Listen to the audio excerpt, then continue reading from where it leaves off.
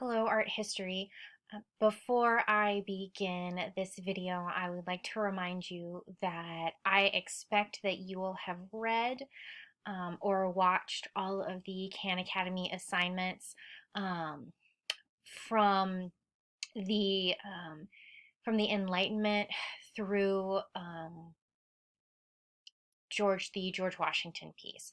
So I am looking at those things I assigned not last week, but the week before. Okay. And it'll become clear which artworks I will be talking about very shortly. Okay, but make sure you're caught up on your homework before you watch this video. Otherwise, things will very likely not make sense. I will not be talking in depth about each artwork, nor necessarily explaining content or composition. All right, this video particularly provides context for this era. All right, so let's go ahead and get started.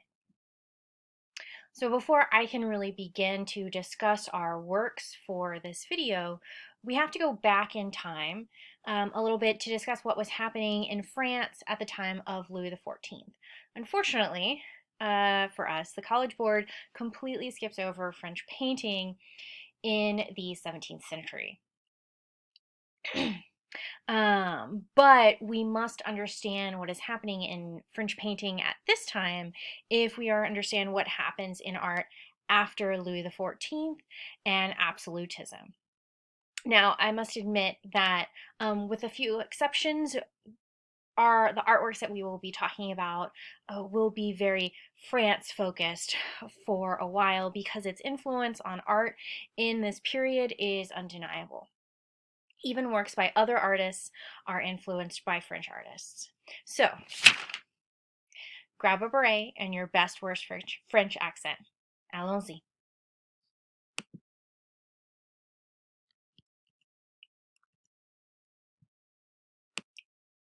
A long time ago, in a land far away, called last semester, we discussed Versailles at the end of our initial architecture unit.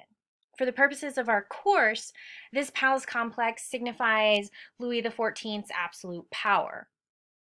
What we have not had time to discuss is French painting in this period. Many French artists actually looked to Italy for inspiration and influence, but it is their use of the Italian style, as we will call it, that will become extraordinarily influential moving forward. And one of the most influential French artists of this time is Poussin, Nicolas Poussin.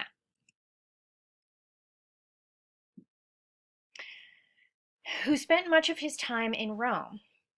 Poussin closely studied the riches that Rome had to offer, from ancient Roman sculpture to Renaissance masters like Raphael.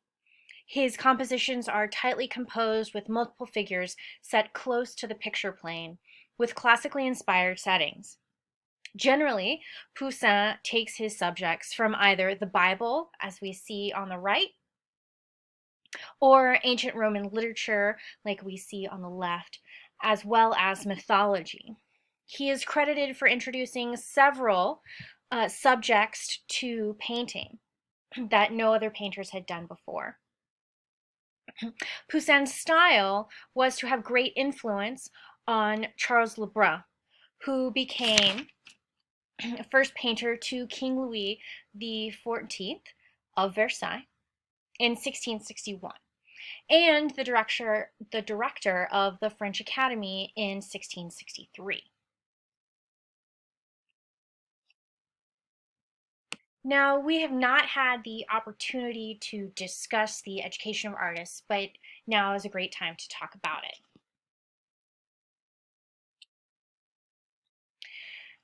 Initially, one became an artist by joining the workshop of an established artist. In 1648, the Crown established the Royal Academy of Painting and Sculpture, which not only trained artists, but also set the standard for art. What was an acceptable subject for works, and what was an acceptable style.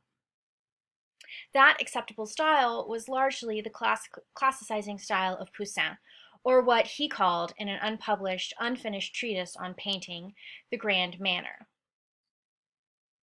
And I quote directly from the artist right now about the Grand Manor. The Grand Manor consists of four things: subject matter or theme, thought, structure, and style. The first thing that, as the foundation of all others, is required is that the subject matter shall be grand, as are battles, heroic actions, and divine things. But assuming that the subject on which the painter is laboring is grand, his next consideration is to keep away from minutiae and paint only things magnificent and grand. Those who elect mean subjects take refuge in them because of the weakness of their talents. It was this Grand Manor that Le Brun took up as the director of the artistic program at Versailles, and this Grand Manor that students at the Royal, or French, I use them interchangeably, Academy were taught to emulate. And so what we see here in Poussin is the style that will become prevalent in the French Academy. This classicizing style that deals with subjects from history, mythology, and the Bible. As you may have noticed, the Poussin on the right, the Sacrament of Ordination, is at the Kimball Art Museum. So hopefully that will be one of our paintings that we will get to see. So more about the Academy. If a young artist wished to be successful, he would complete the training at the Academy by creating a masterwork that would qualify him as a member of the same Academy, and therefore he would be permitted to exhibit work at the annual Salon, a public exhibition. This will become quite important later on, but for now, know that the Academy that the Academy under Charles Le Brun and moving forward set the standard for art in France. Under Louis XIV, the Grand Manor of Poussin was used whenever possible to glorify the Sun King and his absolute monarchy. As I mentioned before, Charles Le Brun was the artistic director of Versailles, and so he is responsible for the frescoes and the paintings that we see in the palace. However, the absolute monarchy and Louis XIV's power was all shortly to change upon the king's death in 1715. The classicizing manner of Poussin morphs into the Rococo, a style much criticized even to this day. Naturally, it is one of my favorite periods of art history and one of my favorite art styles. The death of Louis XIV frees French aristocrats from his suffocating absolute control. The aristocracy abandons Versailles and returns to their townhomes in Paris, which they begin to make over in the latest interior design style that we know as the Rococo.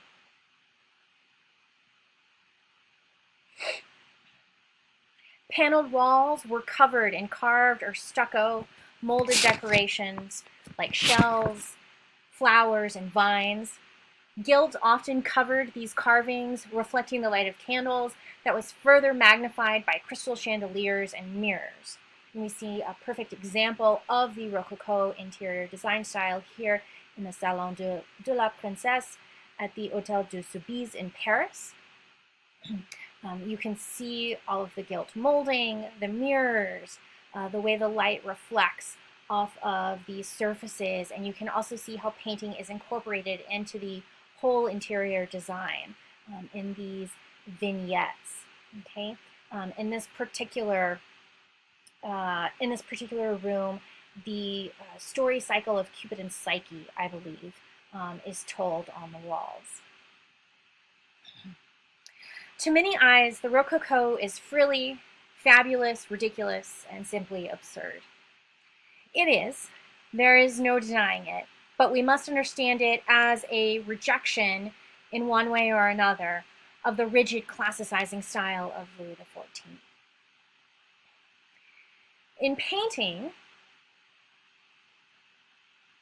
we see a continuation of mythological scenes, but only those involving the loves of the gods now, which were often the subject of one of the greatest French Rococo painters, Francois Boucher, who I cannot spend much time on at the moment, but whose 4 magnificent canvases I hope we shall see whenever we make it to the Kimball.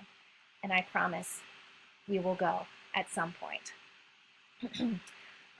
But what we might say as characteristic of Boucher, the cool blues that you see in these paintings that are at the Kimball, the overabundance of flowers, not particularly in these, but in others, his rosy pinks, the pearly flesh of the women, and the ruddy tan tones of his very muscular men. These are very similar things that we might see in this painting on our artwork list, The Swing by Jean-Honoré Fragonard from 1766. This artwork is on our list, perhaps because it so perfectly encapsulates the style and subject matter of the Rococo painting. Rococo art is a private art meant purely for aristocratic patrons. It does not instruct the viewer. It does not attempt to convey any sort of moralizing sensibility or high-flown ideas. These paintings are not meant to glorify an absolute ruler. Instead, Rococo art celebrates the pleasures of aristocratic life and leisure, usually through their depiction of amorous encounters and a sensual style that pleases the eye. Not all art, says Rococo painting, must be grand or monumental. It is okay for art to simply delight the eye, which art, like Fragonard's, does so well. Now, Rococo art will be criticized savagely for its feminine frills and pretty pinks. But this criticism was simply a way to criticize the influential position of many aristocratic women in France. Before I discuss their contributions to the Enlightenment, I want to discuss one of our few female artists in our 250 artwork list. Louise Vigee Le Brun, the favorite portraitist of Marie Antoinette and one of 4 women admitted to the Academy in her time. While her portraits are not in a particularly fussy Rococo manner, like we might see in a Boucher, I find in her portraits a lively freshness, a spirited vivacity of the Rococo. Vigee Le Brun was much sought after as a portraitist and painted no less than 30 for Marie Antoinette. Vigee Le Brun introduced a more natural, informal style to her portraits, encouraging her sitters to wear simpler costumes and portrayed them in the midst of everyday activities like reading, or, in the case of our self-portrait, painting at her easel. Here, the animated expression and sparkling eyes acknowledge the viewer, as do many of her portraits. I have another of her self-portraits reproduced in postcard form, framed appropriately, as you can see here, and I'm always enchanted particularly by her complexions. In her paintings, everyone's skin is always clear and radiant with a healthy flush. If I was to have my portrait painted, I would want it done by Vigee Le Brun, for she seems to paint her sitters not as their idealized selves, but as their best selves. I suppose I shall have to settle for an Instagram filter instead. At the same time that the Rococo movement is taking off, a movement that would shake the foundations of aristocratic culture, and in some cases topple them, is forming, often right in the very midst of French Rococo salons, led by French aristocratic women. Now, a salon at the Hotel du Soubise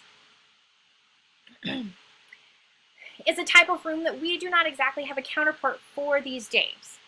But imagine a fancy, formal living room, much like this, in which you might entertain guests, except there's no television. These salons, hosted by French noblewomen, brought together the finest minds in French society for evenings of conversation in which the latest ideas were discussed. This led, to some extent, to the movement, and a term I use very broadly, we now refer to as the Enlightenment. I'm not going to go into a great deal of depth regarding the Enlightenment, but I will include the latest Crash Course European History video on the movement in the description. I highly recommend that you watch it, not simply for the sake of art history, but for the sake of understanding where our modern world comes from. Our own American experiment would not have happened without the radical ideas that developed in this period. I will touch on a few and link them with the artworks on our list. The Enlightenment depended on the discourse of many, a relatively free exchange of ideas, which is what the French salons sought to stimulate. Now, College Board could have included any number of portraits of famous Enlightenment thinkers, from Voltaire to Newton. Rather, I am pleased to say they chose this portrait of Sor Juana Ines de la Cruz. Her portrait is posthumous, which means it was painted after her death. She died in 1695 in New Spain, long before salons were really even a thing in France, and far from them as well. However, she would have fit right in, polymath that she was. She wrote poems and plays and even music, while also writing criticism of the Catholic Church and the education of women, which, as noted in your reading, rather got her into trouble. However, her several posthumous portraits, including ours from 1750, attest to the intellectual and literary fame that she gained in her lifetime.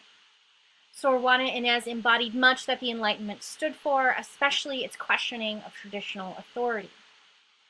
It is this questioning of authority that will lead to the turbulence of revolution.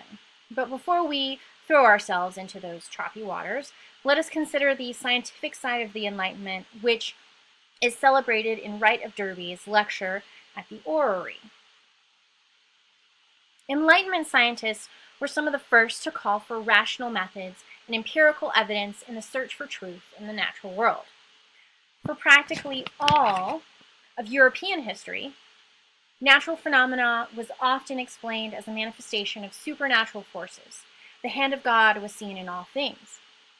Enlightenment scientists instead began to demonstrate the rational order of the universe, as the scientist in Right of Derby's painting does with his orrery, a mechanical model of the solar system.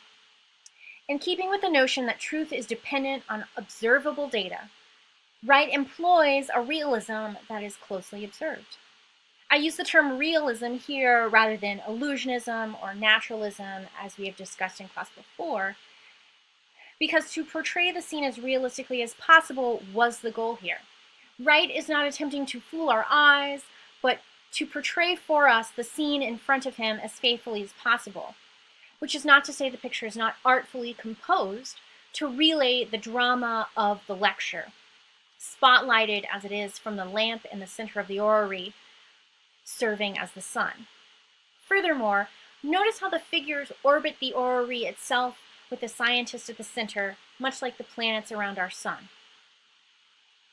The developments of 18th century Enlightenment science will multiply and manifest into the Industrial Revolution, which will affect painting both in content and technique, but that is a little way off. For now, we must return to the rumblings of revolution. One of the major tenets of Enlightenment thought was a disavowal of traditional forms of authority, especially the monarchy, a la Louis XIV and his successors, and the church, which was usually in cahoots with the monarchy. According to Enlightenment philosophy, man, and I do mean man in particular here, as very few but some thinkers attributed to women the capacity for reason.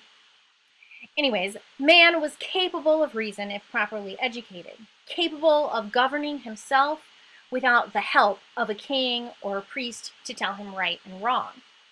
This sort of thinking led to the French and American revolutions. This sort of thinking also necessitated the need for a new art that could teach the rational citizen his duty to the state. Enter Jacques-Louis David and Neoclassicism. This style looked back to ancient Greece and Rome for its models, both in content and form. Neoclassicism became the major art style of the late 18th century for several reasons. But I am going to focus on the ties specifically between the style and politics of the late 1700s. I want you to be aware that this is a part of the story rather than the whole of it. Jacques-Louis David's Oath of the Horatii is the prime example of the goal of neoclassical painting that sought to provide the viewer with a moral lesson in a straightforward, clear manner. Whereas a Rococo painting seduced the viewer with its sensual delights, David's painting instructs the viewer to emulate patriots like the Horatii brothers, whose, and here I quote from David's own writing, whose marks of heroism and civic virtue offered to the eyes of the people will electrify the soul and plant the seeds of glory and devotion to the fatherland. Before moving on, I have two more observations I would like to draw your attention to. First, David's representation of the differences between the genders. Khan Academy mentions this, but I want to re-emphasize what is taking place here. When speaking of the Rococo, I mentioned that it would be criticized for its femininity, and that this was simply a critique of the many women who held the salons I discussed. These salons allowed aristocratic women a social power and influence that they might not otherwise have had. Some male French philosophers, especially one Jean-Jacques Rousseau, were sharply critical of these women and sought to put them back where he thought they belonged, the private sphere of the home and family. I will leave it at that because all that he writes of women is degradingly offensive. But his views were not uncommon. Not only do they show up in paintings like David's, but women artists like Vigee Le Brun are now shut out of the French Academy entirely. The second observation I would like to make is that there perhaps would not have been the neoclassicism of David without the classicism of Poussin. In my view, David is Poussin's most direct heir. I see it in David's choice of subjects from ancient history, his tightly organized compositions with figures placed frieze-like at the front of the picture plane, in the bright, even light that rakes across the figures, illustrating their grand, easy-to-read gestures. I brought up Poussin at the beginning so that I could make this connection. If you take away anything from our study of art history, I hope it's this. Artworks do not just spring up out of nowhere and look however they look for no reason, but because the artwork is the result of the artist's study and choice. Now, a few things on our own American works from this period, and I will wrap up this video. Neoclassicism came to America due in large part to Thomas Jefferson, and manifested itself particularly in architecture, such as Jefferson's own estate, Monticello. Neoclassicism meshed perfectly with the aims of the Revolution and newly founded United States, including the values of patriotism and civic virtue. Because the architectural style recalled the glories of the Roman Republic, whose statesmen fought against tyranny, not unlike our own founding fathers. Connecting the U.S. to ancient Roman civilization also helped to provide legitimacy for the infant country. It made the country appear not as a motley collection of upstart colonists, but a learned organization of statesmen seeking to imitate the ideals of the Roman Republic and Greek democracy, the foundation of Western civilization. We really need to see it in those terms, and architecture made those aims and values more immediately accessible and obvious to the wider public, more so than a painting might. The exterior nature of architecture lends itself more easily to creating a shared visual declaration of the aims of the country. In other words, the neoclassical style of architecture in America, which we see not just at Monticello, but in many government buildings, like the White House, the U.S. Capitol building that houses Congress, and the Supreme Court building. This style, with emphasis on rationality, balance, and symmetry, attempts to express visually the ideals of the new nation. This style also manifests itself in sculpture of America's founding fathers, like Jean-Antoine Houdon's life-size marble sculpture of George Washington. In it, Udon, who had already created portraits of leading Enlightenment thinkers like Benjamin Franklin and Voltaire, among others, carefully balances the desires of Washington, who wanted to be shown as himself, a man of the 18th century and a military commander, with the Virginia General Assembly that commissioned a sculpture of the hero of the Revolution. Udon expresses the aims of that successful revolution and the heroism of Washington through several classical allusions like the fasces and the plow, all of which is discussed in your reading. Again, I simply want to emphasize that the neoclassical style was used in America for very specific reasons, to provide the new country with a visual vocabulary that echoed its founding ideals.